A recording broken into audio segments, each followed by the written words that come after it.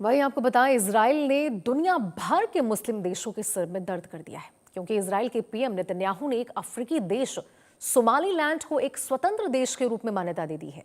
Somaliland की आबादी 99.9% मुस्लिम है। ऐसे में सोमालीलैंड को अलग देश का दर्जा दिए जाने के फैसले ने अंतर्राष्ट्रीय राजनीति में नई हलचल पैदा कर दी। इस कदम के खिलाफ 21 मुस्लिम देशों ने एकजुट होकर कड़ा विरोध जताया है और इसे पूरी दुनिया की शांति और सुरक्षा के लिए खतरा बताया। 26 दिसंबर को इजराइल ने सोमालीलैंड को आधिकारिक मान्यता दी, जिससे वो ऐसा करने वाला पहला देश बन गया। इस घोषणा के बाद सोमालीलैंड में लोग सड़कों पर उतर झंडे लहराए गए और जश्न मनाए, लेकिन दूसरी ओर मुस्लिम देशों और अंतर्राष्ट्रीय संगठनों में नाराजगी बढ़ गई।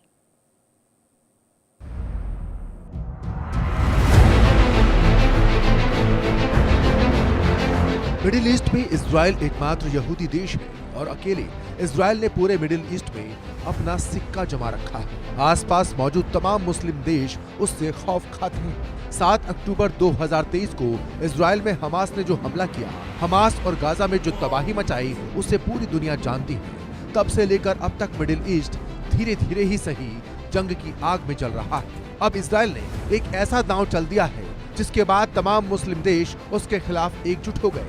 26 दिसंबर को इजराइल के प्रधानमंत्री बेंजामिन नेतन्याहू ने अफ्रीकी देश सोमालीलैंड को एक स्वतंत्र देश के रूप में मान्यता दे दी, जिसके बाद दुनिया भर के 21 मुस्लिम देश इजराइल के खिलाफ खड़े हो गए। सोमालीलैंड को मान्यता देने वाला इजराइल पहला देश बन गया है। इजरायली प्रधानमंत्री बेंजामिन नेतन्याहू ने सोमालीलैंड के राष्ट्रपति अब्दुल रहमान मोहम्मद अब्दुल्लाही के साथ संयुक्त घोषणा पर हस्ताक्षर किए। सोमालीलैंड के राष्ट्रपति ने इसे ऐतिहासिक पल बताया और कहा कि ये फैसला मिडिल ईस्ट और अफ्रीका में शांति और समृद्धि को बढ़ावा देगा। इजराइल के खिलाफ जिन देशों ने एकजुटता दिखाई है, उनमें जॉर्डन, मिस्र, Algeria, Comoros, Djibouti, Gambia, Iran, Iraq, Kuwait, Libya, Maldives, Nigeria, Oman, Pakistan, फिलिस्तीन, कतर, सऊदी अरब, सोमालिया, सूडान, तुर्की और यमन है। इन सभी 21 देशों ने इजराइल के फैसले का कड़ा विरोध जताया है।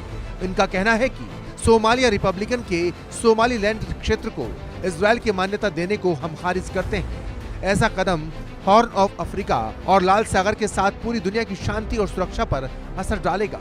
इजराइल ने अंतर्राष्ट्रीय कानून की अवहेलना की है। ऐसी मान्यता की हम कड़े शब्दों में निंदा करते हैं। ये अंतर्राष्ट्रीय कानून और संयुक्त राष्ट्र चार्टर के सिद्धांतों का भी गंभीर उल्लंघन है, जिसमें राज्यों की संप्रभुता और उनके क्षेत्रीय अखंडता की रक्षा को जरूरी बताया गया है। ये इजराइल की विस्तारवादी सोच है।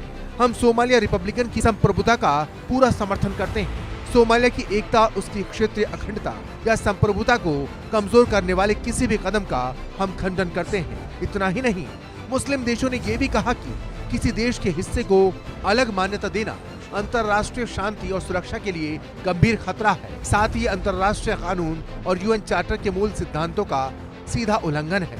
आपको बता दें कि सोमालीलैंड अफ्रीका के हॉर्न क्षेत्र में स्थित है। 26 जून 1960 में सोमालीलैंड ब्रिटिश गुलामी से आजाद हुआ था, लेकिन ये आजादी महज 5 दिन ही रही और 1 जुलाई 1960 को सोमालीलैंड को इटालियन सोमालिया में शामिल कर सोमाली रिपब्लिकन बना दिया गया। 1991 में सोमालीलैंड ने सोमालिया से आजादी की घोषणा की थी, लेकिन तब से ही ये अंतर्राष्ट्रीय मान्यता की कोशिश कर रहा था। नेतन्याहू के फैसले से न सिर्फ 21 मुस्लिम देशों के पेट में दर्द है, बल्कि कई अंतर्राष्ट्रीय संगठनों ने इजराइल के कदम का कड़ा विरोध किया है। अरब लीग, खाड़ी सहयोग परिषद, अफ्रीकी संघ और इस्लामिक सहयोग संगठन ने इजराइल के कदम को सोमालिया की संप्रभुता पर हमला बताया और इसे अंतर्राष्ट्रीय कानून का उल्लंघन करार दिया। बहरहाल, चाहे मुस्लिम देश इस फैसले का कितना भी विरोध करें, लेकिन इजराइल के इस फैसले ने पूरी दुनिया की मुस्लिम राजनीति में हलचल जरूर मचा दी है। इस फैसले का आगे क्या असर होगा, ये तो वक्त ही बताएगा। लेकिन मिडिल ईस्ट में इजराइल ने एक बार फिर अपने आप को मजबूत राष्ट्र के तौर पर साबित कर दिया है। Bureau report, India news.